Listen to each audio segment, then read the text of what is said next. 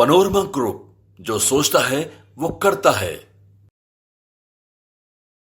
Bharat live देख रहे हैं आप। बिहार विधानसभा के अंदर बजट सत्र की शुरुआत हो गई है।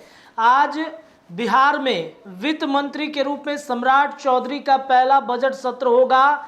वित्त मंत्री के रूप में सम्राट चौधरी बिहार वासियों के लिए बहुत कुछ देने जा रहे हैं।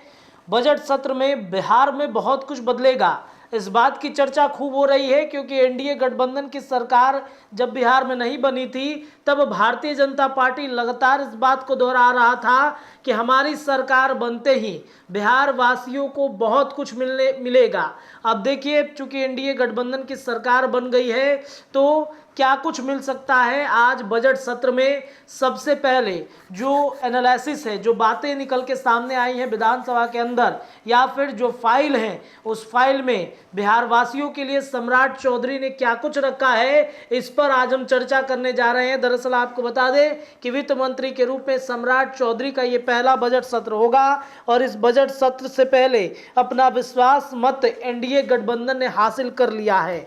अब उप मुख्यमंत्री और वित्त मंत्री सम्राट चौधरी आज अपना पहला बजट पेश करेंगे। 2024-25 वित्तीय वर्ष के लिए यह बजट होगा। वित्त विभाग संभालने वाले सम्राट चौधरी ने बजट सत्र के पहले दिन विधानसभा में आर्थिक सर्वेक्षण 2023-24 पेश किया था। आर्थिक सर्वेक्षण रिपोर्ट में कहा गया कि मौजूदा कीमतों में राज्य में प्रति व्यक्ति आय 59,637 रुपये प्रति वर्ष होने का अनुमान है। इसमें पिछले वर्ष की तुलना में 13% बढ़ोतरी हुई है।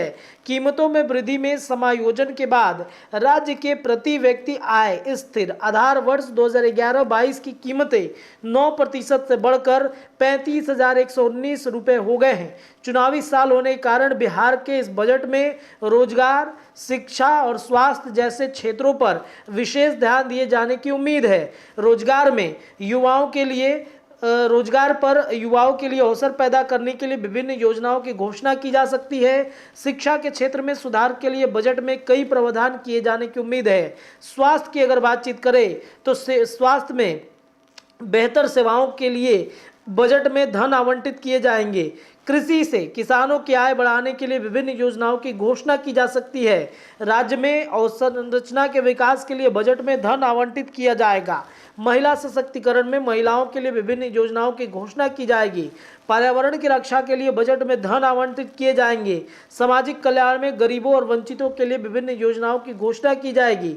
बजट में राजस्व घाटे को कम करने पर फोकस किया जा सकता है। यह बजट 2.18 लाख करोड़ रुपए होने का अनुमान है। बजट में राजस्व घाटे को कम करने पर भी ध्यान दिया जाएगा।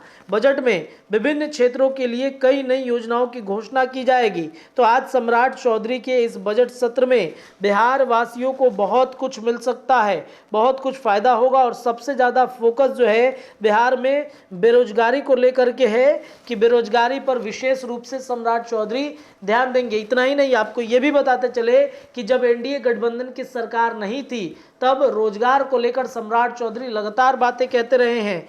और इतना ही नहीं, नीतीश कुमार की अगुवाई में बिहार में शहरीकरण में 17% की वृद्धि हुई है।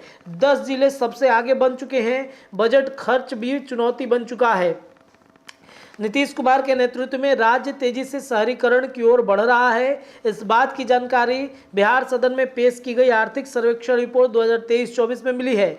बिहार में शहरीकरण दर में 17.1% की वृद्धि हो रही है।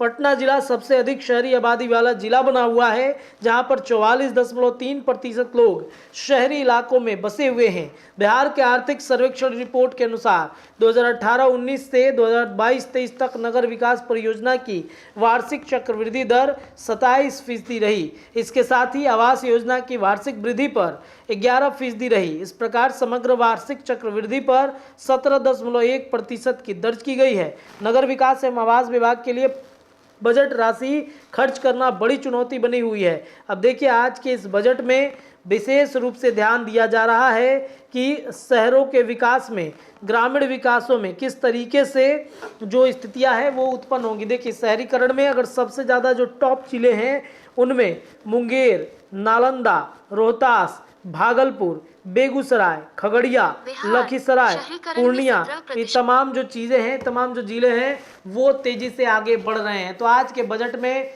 जो विशेष रूप से ध्यान दिया जाना है, स्वास्थ्य, शिक्षा, रोजगार, इन तमाम विषयों पर चर्चा होगी। सम्राट चौधरी के बजट पर हमारी भी निगाहें हैं। जुड़े रहिए भारत लाइव के साथ, अपडेट जारी है। धन्यवाद। पनोरमा ग्रुप, जो सोचता है वो करता है। अगर ये वीडियो पसंद आई और वह बिहार के राजनीति और बिहारियत से सरोकार रखेनी तो सब्सक्राइब बटन दबा के चैनल के सब्सक्राइब कर ली। ओजे एगो घंटी बा, ओकरा बटन दबा देला से कुल सटीक और मारक खबर रुआ मुफ्त में मिल जाई। अगर रुआ पत्रकारिता के हमनी के नया प्रयोग में सहयोग कर चाहतानी तो ज्वाइन बटन दबा दी। पेटीएम नंबर नोट कर ली 9386816700। धन्यवाद।